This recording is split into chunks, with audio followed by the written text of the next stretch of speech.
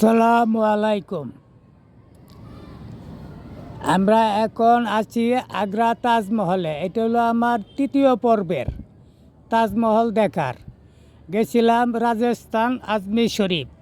ফেরার পথে চিন্তা করলাম যে তাজমহলটা একটু দেখে যাই।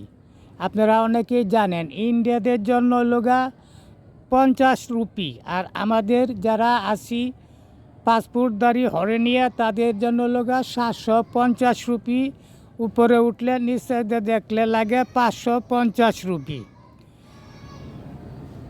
এটার ভিতরে ঢুকতে গেলে কোনো ব্যাগ, পানির বোতল, কোনো খাবারের জিনিস এটার ভিতরে লইয়া প্রবেশ করতে পারবেন না।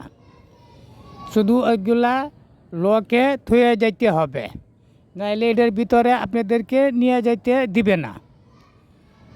সম্পূর্ণ কিছু আমরা লকে থুয়ে গেছি, কাউন্টারে জমা দিয়া পরে আমরা ঢুকছি এটার ভিতরে। ঢুকতে যে একটা চেক ইন, ওরে অনেক জায়গায় চেক ইন করে দেখতে গেলে। চ্যানেলটা ভালো লাগলে সাবস্ক্রাইব করে দেন। ধন্যবাদ সকলকে। আল্লাহ হাফেজ।